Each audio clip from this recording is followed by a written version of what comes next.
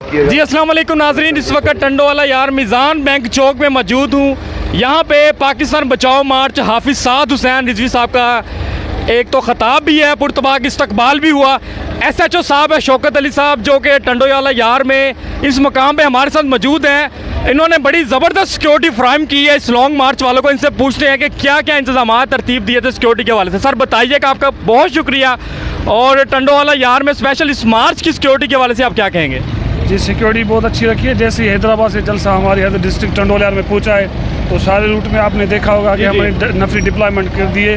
3-4 ہمارے D S P صاحبان supervision کر رہے ہیں، ہمارے ایس ایس پی صاحب کا حکم ہے، اور فل سیکیورٹی ہے، اور آگے تک بھی جو ہمارا روڈ ہے اس میں ساری ڈپلائمنٹ ہماری لگی پڑی ہے۔ سر کتنے جو سیکیورٹی کے افراد ہیں اور پولیس کے نوجوان ہیں سر انجام دے رہے ہیں یہاں پہ ڈیوٹی، اور کہاں سے لے کر کہاں تک آپ یہ سیکیورٹی فراہم کریں گے؟ جی جیسے ہی ہمارا حیدرآباد کے ماچھی ہوٹل ہمارا ڈسٹرکٹ شروع ہوتا ہے، وہاں سے لے کر میرپور خاص تک کی حد تک جو اپنا نیشنل بائی پاس ہے وہاں تک ہماری حد ہے۔ تو وہاں پر تقریباً ہمارے 12-13 ایس ایچ اوز ہیں، 4-5 ڈی ایس پی صاحبان ہیں، اور تقریباً نفری 200-250 کے قریب ہے ڈپلائمنٹ ہے۔ جی بالکل، یہ لانگ مارچ تو ٹنڈوالہ یار سے گزر رہا ہے۔ مجھے بتائیے گا کہ جو کارکنان ہیں، ذمہ داران آپ لوگوں کے ساتھ تعاون کر رہے ہیں، کسی قسم کا کوئی مسئلہ مسائل ہوا اس حوالے سے آپ کے ساتھ؟ جی نہیں بالکل، ہمارے ساتھ اچھا کوآپریٹ کر رہے ہیں، ہم مل کے ہی ہمارے ساتھ کام کر رہے ہیں۔ تحریک لبیک کے ذمہ داران نے آپ سے اس حوالے سے بالکل رابطہ کیا، بالکل کوآپریٹ، اور پھر ساری سیکیورٹی سر انجام دی؟ جی بالکل ساتھ۔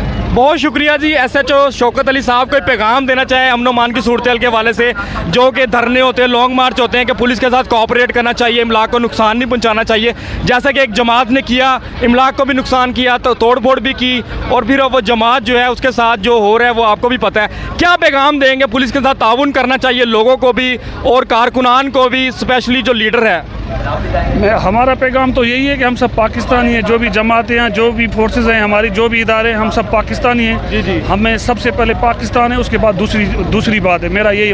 سر پولیس تو بھی ایک دل رکھتے ہیں، فیملی رکھتے ہیں، اور پولیس کے نوجوان جو ہمارے لیے اسپیشلی ہمیں سیکیورٹی پرووائڈ کرتے ہیں، امن و امان کی صورتحال برقرار رکھتے ہیں، ان نوجوانوں کو کیا کہیں گے؟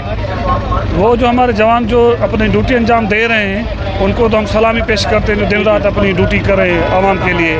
عوام کو بھی چاہیے کہ ان کے ساتھ کوآپریٹ کریں۔ یہ اب یہ سر مارچ جو ہے کتنی دیر ٹنڈوالہ یار میں رہے گا، پھر وہاں سے کہاں پہ روانہ ہو جائے گا؟ یہاں پہ یار اس میں یہ ہے کہ ادھر سے گزر رہا ہے روٹ ہے، اب تعداد بھی بہت زیادہ ہے، آگے تھوڑی سی ٹریفک بھی ہے، ویسے ڈپلائمنٹ تو ہماری صحیح ہے، لیکن یہ آہستہ چلے گا، ہو سکتا ہے کہ آدھا گھنٹہ یا 40 منٹ کراس میرپور خاص تک پہنچ جائے گا۔ مکمل پروٹیکشن دے رہے ہیں جہاں سے سٹارٹ ہوا، جہاں تک آپ کی حدود ہے؟ بالکل پراپر دے رہے ہیں، بالکل پراپر دے رہے ہیں جی۔ بہت شکریہ جی، شوکت علی صاحب نے ہمیں وقت دیا، اور یہاں پہ نوجوان پولیس کے الرٹ ہیں، خود ایس ایچ او صاحب بھی یہاں پہ موجود ہیں۔